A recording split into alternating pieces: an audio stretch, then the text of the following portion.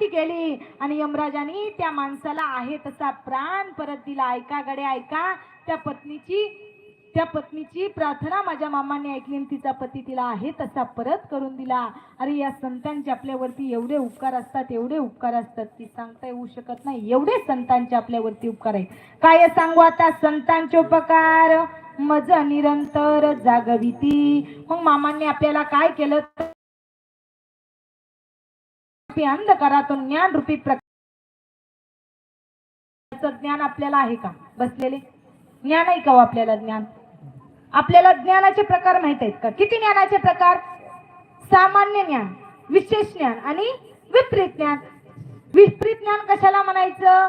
तर ज्याला कशातलं काहीच कळत नाही त्याला म्हणायचं विपरीत ज्ञान. सामान्य ज्ञान कशाला म्हणायचं? ज्याला सगळ्यातलं थोडं थोडं कळतं त्याला म्हणायचं सामान्य ज्ञान. आणि विशेष ज्ञान कशाला म्हणायचं? ज्याला सगळ्यातलं सगळं काही कळतं त्याला म्हणायचं विशेष ज्ञान. अशा ज्ञानाचे किती प्रकार आहेत? 3 प्रकार आहेत. आता बघा, 3 जण वारकरी असतात आणि गावामध्ये सप्ताह बसलेला असतो. जेवणाची पंगत उंच डोंगरावरती असते. 3 जण रस्त्याने चालत चालत निघालेले असतात आणि रस्त्याने चालत चालत असतात. त्यांना रस्त्यावरती दोरी पडलेली दिसते. दोरी ती असताना काय? दोरी आहे. पण ह्या 3घांना काय वाटलं? सापच आहे. पहिला कसा करतो? राम राम राम.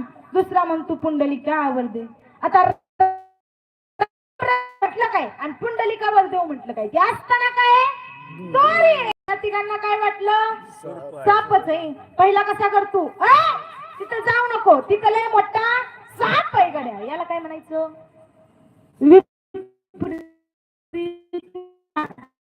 आपण ज्ञानाचे प्रकार बघतोय. दुसरा काय म्हणतो? साप नाही पण काहीतरी हायला का. आता काहीतरी हाय म्हणजे याला काय म्हणायचं?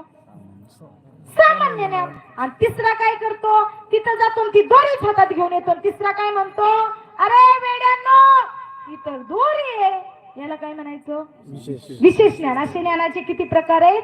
3 प्रकार आहेत. पहिला काय म्हणतो? जगात देवच नाही. पहिला काय म्हणतो? जगात देवच नाही. याला काय म्हणायचं? विपरीत ज्ञान. दुसरा काय म्हणतो? जगात देवच नाही पण मामांच्या तळावरती आलं की पाया पडतं. त्यांना म्हणायचं का? तुम्हीच म्हणताना जगात देव नाही, मामा नाही, देव बाळू मामा सारखा देव नाही, जगात देवच नाही, तुम्ही का मामांच्या पाया पडता? ती कसं करतो? असला तर असला, असला तर असला म्हणजे याला काय म्हणायचं? सामान्य ज्ञान. आणि तिसरा काय म्हणतो? जगात देवच नाही, ही गोष्ट शक्यच नाही. याला काय म्हणायचं? विठ्ठल धरे सळे बरला,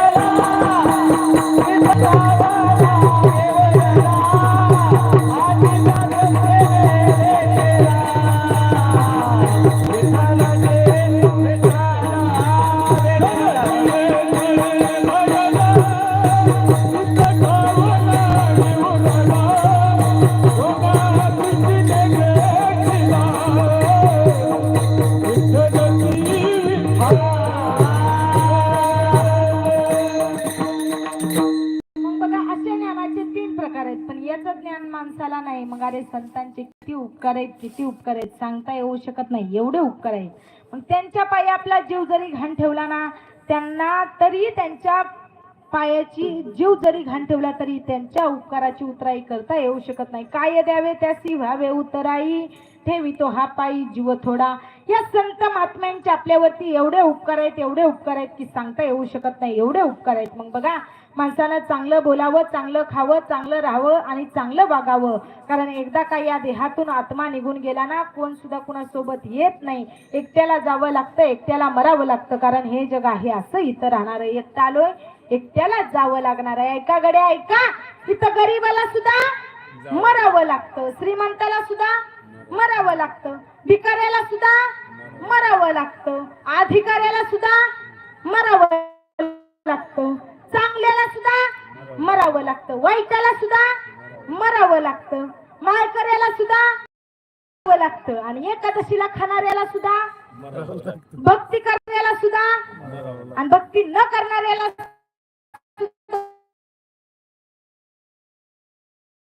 आणि देवाला न मानणाऱ्याला सुद्धा गड्या सगळ्यांना जावं लागतं, सगळ्यांना मरावं लागतं. पण माणसाला मरणाला घाबरायचं नाही. ऐका गड्या ऐका,